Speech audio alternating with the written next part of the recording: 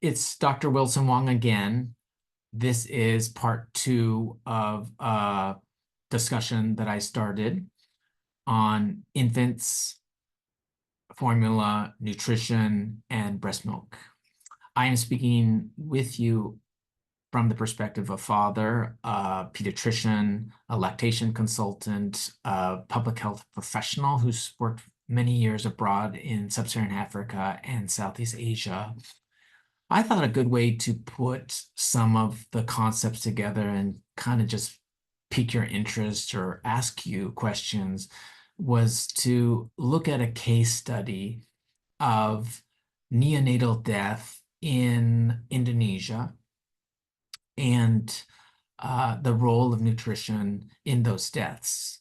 The context is that in 2013, I took on a role within a very large USAID funded project. I think it was like $65 million to understand within hospitals and health centers why the neonatal mortality rate was so high in a place in Indonesia. Indonesia is the seventh largest country in the world with 270 million people. It's kind of middle high income. I mean, you can see a Lamborghini Countach fly down the road, but also a horse and buggy following it, but not very fast. So people wonder, well, why in this place of great malls and food, all of a sudden we have neonatal mortality rates similar to that of Cambodia or that of South Africa. And so my job was to figure out why this was so and to do something about it. So let's go to the slides. So a case study of breast milk and formula working together, because in this case, you'll see that we kind of need both. All right. As a review, we looked before resources that were useful in understanding nutrition, not only in terms of numbers, but also in terms of politics and within the global health profession, and also why it's so easy to get infants not to take formula with the idea that breast milk is better. So I was sent to Indonesia. I chose to go to Indonesia with my wife in 2013, 2014. I didn't know anything about Indonesia. I had never worked with the Asian population before, and it was great. Here, I'm just showing that in addition to hard work within global health, which is necessary, there is always adjacent pleasure culturally, emotionally, because of the combination of difference and shared objectives. On the upper left, you see just the culinary delights of Indonesia. And here in the bottom right, we're seeing the end of Ramadan and the ritual of wishing someone a clean brain, or in other words, just a free, sort of unadulterated, unjudging perspective for the new year. So when I first arrived, I was very surprised the neonatal mortality rate was hovering around uh, 30 when in Singapore, just an hour plane right away, it was 1. Here it's 6. So one thing that was being practiced was kangaroo mother care, and I didn't really know much about it. It was essentially a technique that's pushed by the WHO that says that when you have premature babies who are in charge of 1/3 of all neonatal deaths, the complications of that, that when they don't feed very well, that you should put them on the mother's chest for warming, skin to skin, and also for breastfeeding. This was very beautiful, as you can see, very natural, but it also very curious intervention given my pediatric background, because I know that premature babies, they don't suck. So here's an example. Here's a 30 30-week, probably 29-week-old baby, and you can put a breast in the baby's mouth, but it doesn't have the coordination. And because it doesn't have the coordination, it doesn't even have a strong cry. The mother's hormones can't respond concomitantly or accordingly so as to achieve sufficient letdown. So just put that to the side. Kangaroo mother care, main intervention for premature infants, but what if they can't suck? As Paul Farmer told me, just decided to go into the hospital. I, got the tour, the perfunctory tour, but I also worked on the weekends, and I saw that there was not much expertise within the hospitals, ironically, around neonatal nutrition or infant nutrition, infant 1 year or less, neonatal 0 to 28 days. First is scales. Like if you were to do kangaroo mother care where it was first developed in Colombia, well, you would have to be weighing the baby to make sure that technique was working. If it didn't work, you would supplement with formula through the mouth, through a cup or through a nasogastric tube. But you needed to weigh the baby because babies gain weight of 10 grams per kilogram per day. And in this hospital, it was just illustrative, but most hospitals not only do not have a scale, but when they do have a scale, it's going to read low, and I actually give you the number. On the right side, take my word for it, but that Barapadan, where it's next to 1200, 1200, 1300, 1200, that means weight. And you would imagine, even if you weren't an expert, that how could the weight be so perfect? And if a baby really gains 1 gram per kilogram a day, which is like 1.5 ounces, how the weight could increase from 1200 to 1300 and then go straight back down. So essentially, the system of care wasn't taking nutrition seriously. I also discovered that when babies are sick, and this is actually common throughout the world, because the babies don't really want to suck because they're sick, that the babies are just said, okay, put NPO, nothing per mouth, and an IV is put in them.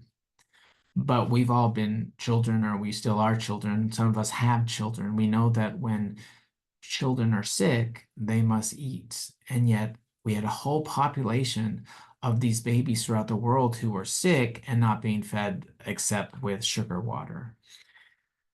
This next um, picture is very graphic, but it is this melodramatic in most hospitals in the world. If you take a look, this baby is coming in with rule out sepsis, was quite sick, but maybe even sicker because for 2 weeks was not fed except for this sugar water. And so you see wasting because no protein, no fat, etc. So one thing that I've done, and you'll see a reference to an abstract that I wrote, is even though the top 3 causes of death are listed as asphyxia, complications of prematurity, and sepsis, I think high up on number 1, or at least put at number 4, is malnutrition. And in this case, I would say starvation because it is deliberately done. So we decided to come up with an intervention, and it was not that smart. The babies are not getting fed, so let's feed them.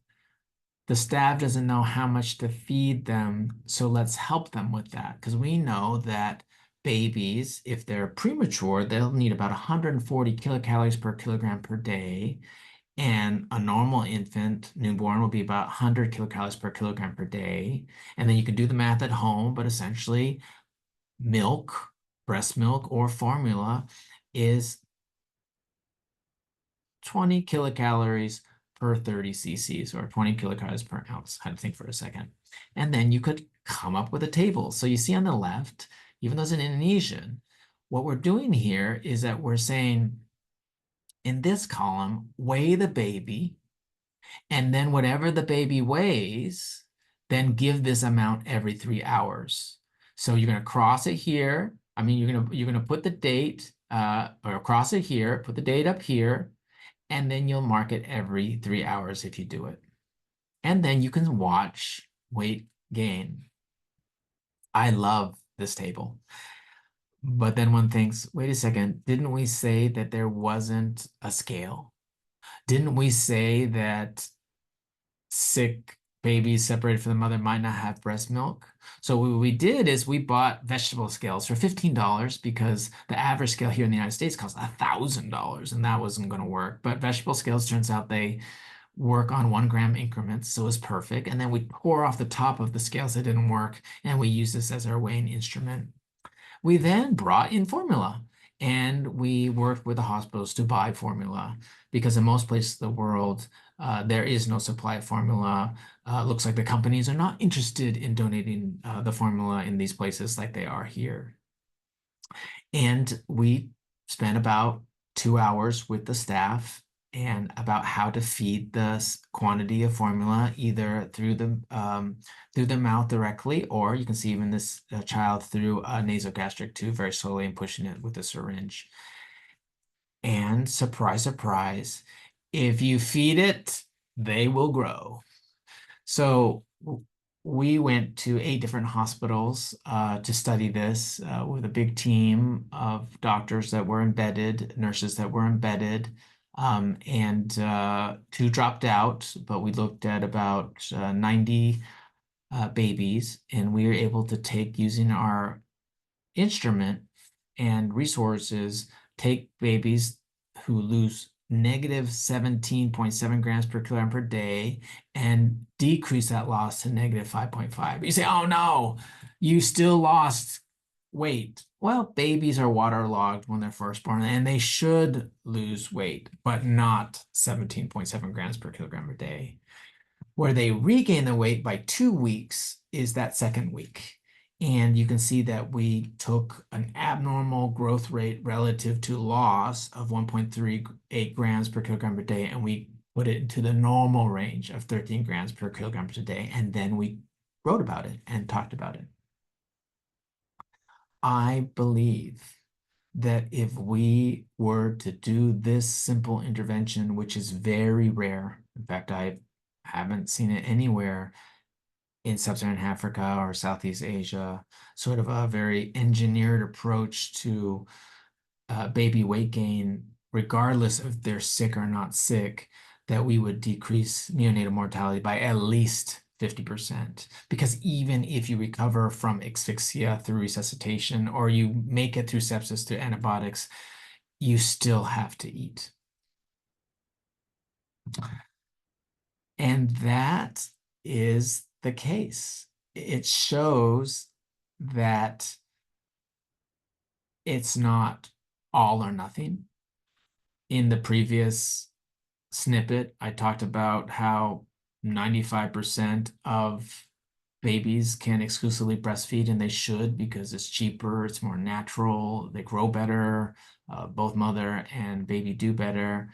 But in the international health context, they're already breastfeeding, should be encouraged to continue that. But then those 5% of the cases when the babies are very sick, there is a role for formula or a mixture if possible. Usually we would get the mothers of the sick babies to express milk by hand or by machine, but they were often very, very stressed, and that stress also impeded their breast milk production. So we were able to use formula. I want to thank you for your time and for listening. I hope I added different dimensions to the discussion of infant feeding, whether by breast or by formula. And I also hope that I interested you through this real life case. And I think we should be turned into a movement, a provision, a formula in discrete quantities for babies who cannot naturally suck because they're sick.